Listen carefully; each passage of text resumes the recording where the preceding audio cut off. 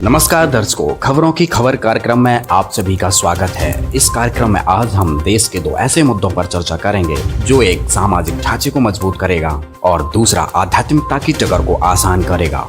सामाजिक मुद्दे पर आज हम कृषि बिल किसान हितैषी है या विरोधी पर चर्चा करेंगे, तो दूसरा आध्यात्मिक मुद्दे में होगा इस महीने में समाप्त हुई श्राद्ध पूजा सही है या गलत। तो आखिर किसान बिल 2020 क्या है? आखिर क्यों किसान और विपक्षी पार्टियों ने सड़कों पर हल्ला बोल रखा है? क्यों ये इस बिल का इतना विरोध कर रहे हैं? साथ ही हम आध्यात्मिक मुद्दे पर श्राद्ध पर भी चर्चा करेंगे तथा इसकी सच्चाई पूरी आपको बताएंगे। तो आइए शुरू करते हैं हमारा विशेष कार्यक्रम खबरों की खबर का सच, जो आप जानना चाहते हैं। नमस्कार। आज देश का सबसे अहम मुद्दा आपको तथाकथित न्यूज चैनल्स पर दिखाई नहीं देगा, क्योंकि देश का चौथा स्तंभ इस बात में ज्यादा दिलचस्पी नहीं रखता है। चौथा स्तंभ इस बात में ज्यादा दिलचस्पी रखता है कि रिया चक्रवर्ती को रात में जेल में नींद कैसे आई, लेकिन किसानों की नींद क्यों हराम है, इस बात से न्यूज चैनल्स को कोई लेना देना नहीं है। इन न्यूज रिपोर्टर्स को किसानों का मुद्दा उठाना जरूरी नहीं लगता है। देश के हर फालतू ड्रामों को प्राइम टाइम शो में दिखाकर जनता को बेवकूफ बनाया जा रहा है, क्योंकि सत्ता की गोद में बैठकर इन टीवी चैनल्स को संघर्ष वाली पत्रकारिता करने की जरूरत नहीं पड़ती,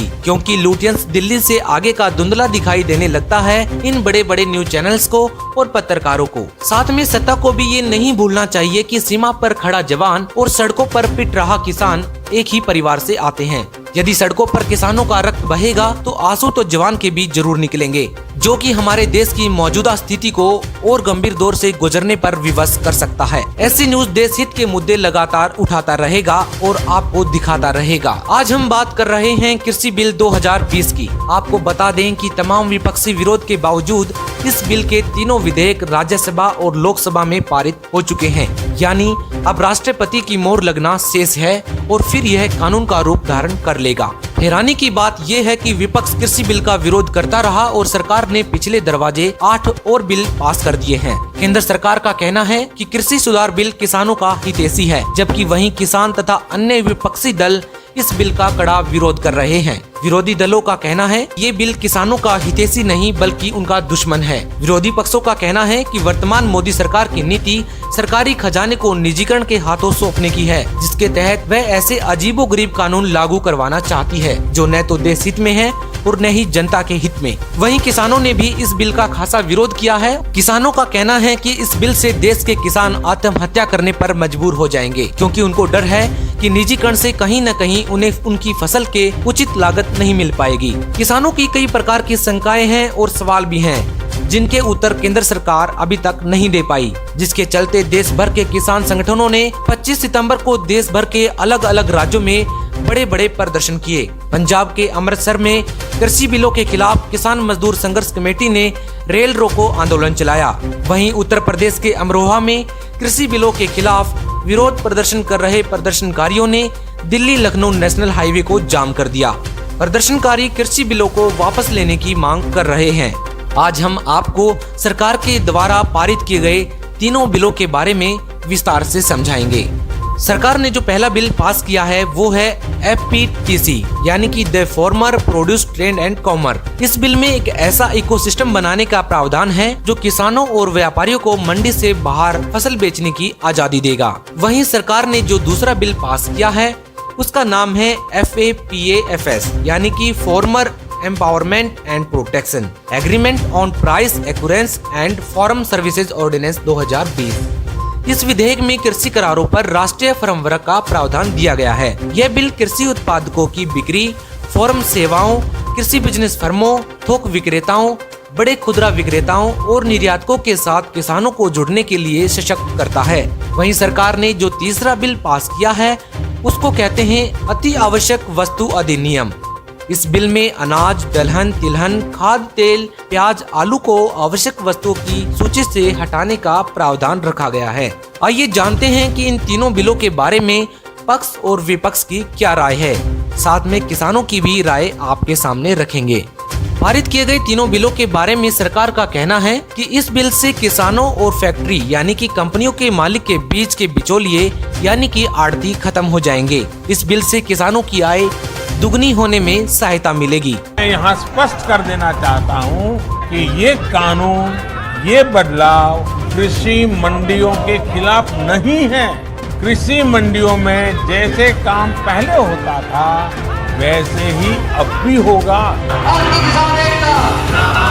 वहीं सरकार का ये भी कहना है कि बिल के प्रावधानों के अनुसार किसान अपनी फसल का सही दाम कंपनियों से ले सकेंगे, यानी कि मोल भाव कर सकेंगे। सरकार ने कहा कि एमएसपी जारी रहेगी, वह किसानों को इस बात का भरोसा दिलाती रही। वहीं सरकार ने कहा कि पुराने ढांचे को बदला जाएगा जिसमें किसानों के अधिकार सीमित थे और उनका शोषण हो रहा था।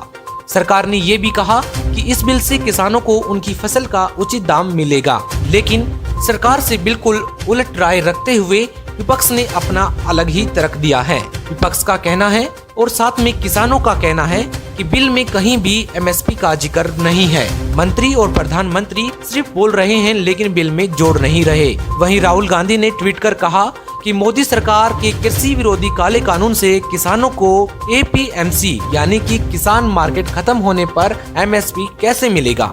आप पर आक्रमण चालू है तेजी से। सबसे पहले नोटबंदी, उसके बाद जीएसटी और फिर कोरोना के समय आपको 1 रुपया नहीं दिया गया। आपको मारने की कोशिश की जा रही है, आपको गुलाम बनाया जा रहा है, कॉर्पोरेट्स का गुलाम बनाया जा रहा है। और अब ये 3 भयंकर कानून आपको खत्म करने के कानून, आपके पैर में कुल्हाड़ी मारने वाले कानून, हम आपके साथ खड़े हैं और इन कानूनों को हम रोकेंगे, मिलकर हम रोकेंगे। सरकार से मैं कहना चाहता हूं, ये आपने बहुत बड़ी गलती की है।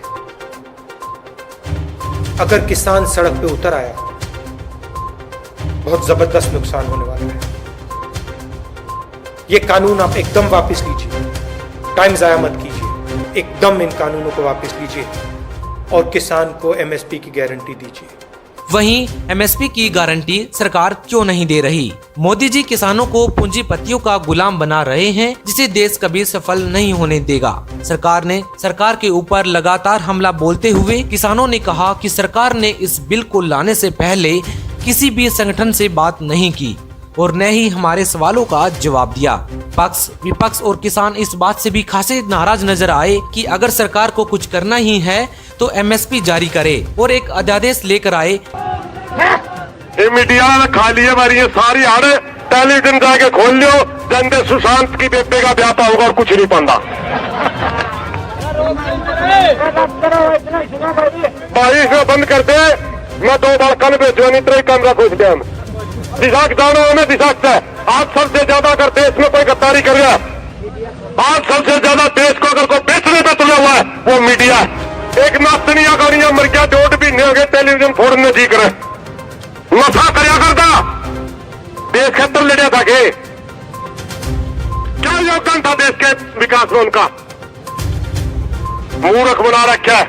48,000 किसान मजदूर बेरोजगार आत्महत्या करके एक लाइन निकल दी। विपक्षी दलों का कहना है कि एपीएमसी को खत्म कर सरकार निजीकरण को बढ़ावा दे रही है और इससे छोटे मझोले किसान बेहद दुखी होंगे और ज्यादा फायदा कंपनियों को होगा। विपक्षी दलों के साथ साथ किसानों का ये भी कहना है कि जितनी जल्दी सरकार इस बिल को लाई, संसद में बिना वोटिंग के पास कराया, वो बेहद शर्मनाक है। इससे संसद की मर्यादा भी टूटी है।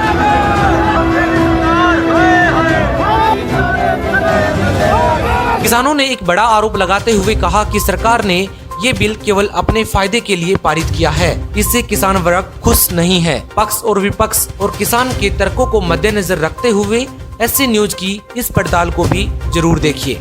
कृषि बिल 2020 पर हो रहे विरोध प्रदर्शन से ये स्पष्ट है कि किसान केंद्र सरकार से खासा नाराज है, क्योंकि जिस तरह से इस बिल के तीनों विधेयकों को राज्यसभा और लोकसभा में पारित किया गया, वह तरीका न तो किसानों को और न ही विपक्षी दलों को पसंद आया।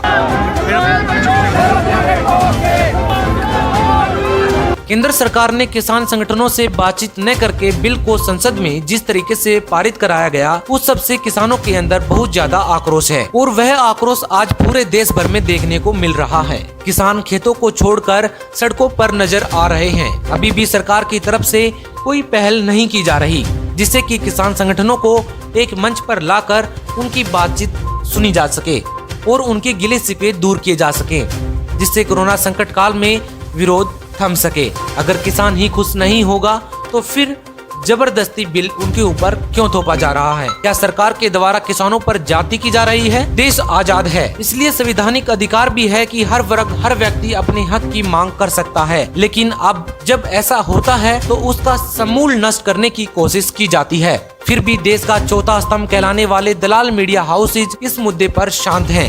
जनता के मुद्दे पर मौन हैं। जो एंकर्स रिया कंगना को लेकर चीख चीख कर शोर करते हैं, उन्हें आज इस मुद्दे पर साफ साफ सूंघ गया है। क्या मीडिया का जमीर मर चुका है? क्या इन पत्रकारों की भीड़ अन्न को नहीं खाती?